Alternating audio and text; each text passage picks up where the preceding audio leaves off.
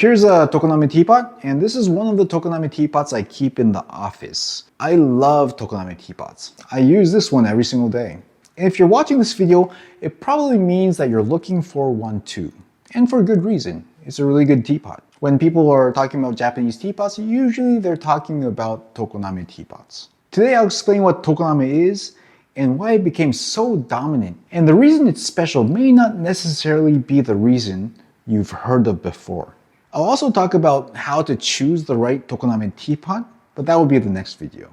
Let's get into it. By the way, my name is Yuki. I'm the founder of Tea Life. Here we break down Japanese tea so you can enjoy your next cup of tea even more. Tokoname is a ceramics region in the central area of Japan. It's in the Aichi prefecture. It's one of Japan's 6 ancient kilns with a history that goes back hundreds of years. Today, when people talk about Tokoname ware, they usually talk about or refer to the Tokoname Kyusu because this is so dominant. However, they produce lots of different types of ceramics. And what they're really known for are their teapots. Tokoname is often cited to be producing 80% to 90% of all the Japanese teapots, which is crazy given that there's lots of different areas that actually make teapots. So that's why when you're picturing a Japanese teapot, you're probably picturing a Tokoname teapot. One of the reasons why Tokoname is so famous is for its clay. You can see that this is a red clay. And this is because the Tokoname clay has a high iron content. When the iron content is fired with oxygen, the iron content becomes red. This classic red clay is called Shudei, and it's almost synonymous with Japanese teapots. Another reason why the Tokoname teapots are very famous are because of the superior craftsmanship. The yokode handle, and then also the lid that fits perfectly.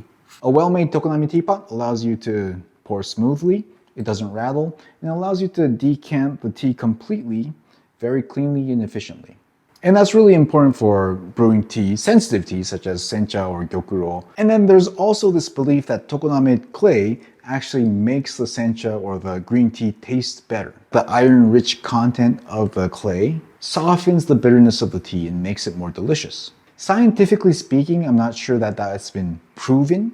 And the effect of that on a compound level is probably very subtle. But personally, I do feel that there is a little bit of a difference when you use teapots such as this.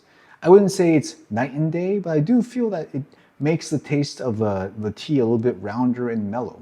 So that's why the Tokoname teapots are very famous. The iron-rich clay, the signature red color, a superior craftsmanship, and this subtle belief that the tea somehow tastes better if you use these teapots with high iron content. So that's basically what Tokoname teapots are on the surface.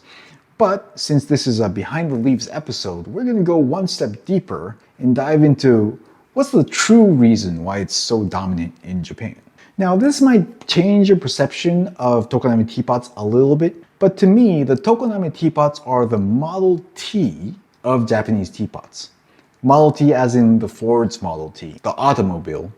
Not because it was the first, not because it was the most artistic, but because it figured out a way to create these high quality teapots again and again and made them widely available. Yes, Tokoname teapots are praised for their iron-rich content, but the iron-rich content itself is not unique to Tokoname teapots. There's lots of other areas with lots of iron-rich clay. A good example would be the banko ware from Mie, which is also kind of similar to where Aichi is. They also have iron-rich content, and the clay there is pretty workable as well. So what made Tokoname so dominant? It was a combination of the material and the process. The Tokoname clay was not only high in iron content, it was also very workable and very fine to be able to make these very precise designs of the teapots. As Japan modernized from the late Edo to the Meiji era, Tokoname workshops, they refined how they created the teapots. They started to prepare the clay by washing it and refining it and mixing it. And by doing so, they were able to control the shrinkage in the kiln.